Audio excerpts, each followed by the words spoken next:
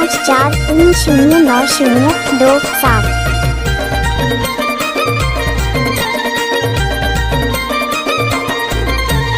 बारी की चाकी तुम्हारा वाठना बेला यार, बारी की चाकी तुम्हारा वाठना बेला यार।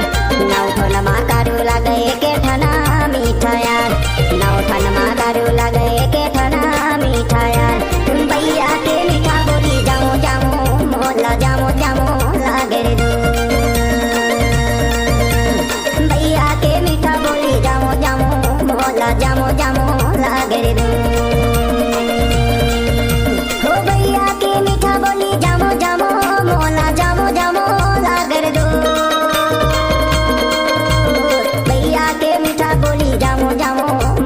जामो जामो लागे रे दो।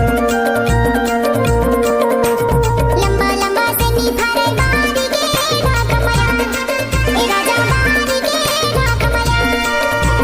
लंबा लंबा से निभारे बारी के ढाकमया, ए राजा बारी के ढाकमया। अरे लेके मैं पाती भेजवाए नहीं दवाए नहीं मौका मदो। अरे लेके मैं पाती भेजवाए नहीं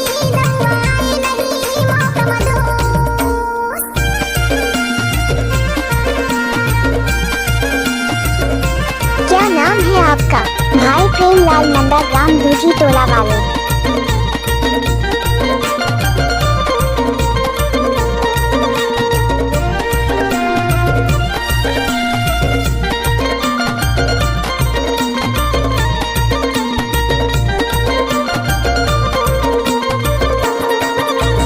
पत्ता लाटो रे डारिया टूटी जाए वो डारिया टूटी जाए, पत्ता लाटो रे डारिया टूटी जाए वो डारिया टूटी जाए। गुरु माया के मारे पड़िया छूटी जाए, हाय भैया के मीठा बोली जामो जामो मोला जामो जामो लागे रे दो। गुरु माया के मारे पड़िया छूटी जाए, हाय भैया के मीठा बोली जामो जामो मोला जामो जामो लागे रे दो।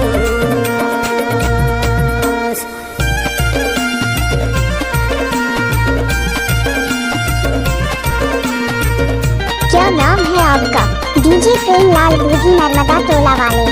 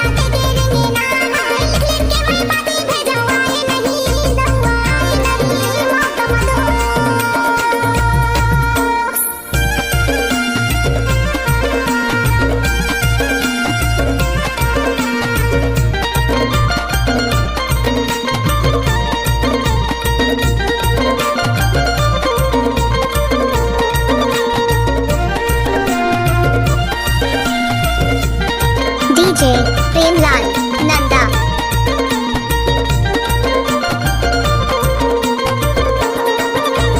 भाटा ते भाटा बोलवा हे भाटा वो बोलवा हे भाटा, भाटा ते भाटा बोलवा हे भाटा वो बोलवा हे भाटा। तूर तन लाली का दे मोरे चे भाटा, हाय भैया के मीठा बोली जामो जामो मोला जामो जामो लागे रे दो। तूर तन लाली का दे मोरे चे भाटा, हाय भैया के मीठा बोली जामो जामो मोला जामो जामो लागे रे दो। बारी की चाकी तुम्हारा वाठना बेला यार, बारी की चाकी तुम्हारा वाठना बेला यार। नौठन मा कारू लगे के ठना मीठा यार, नौठन मा कारू लगे के ठना मीठा यार।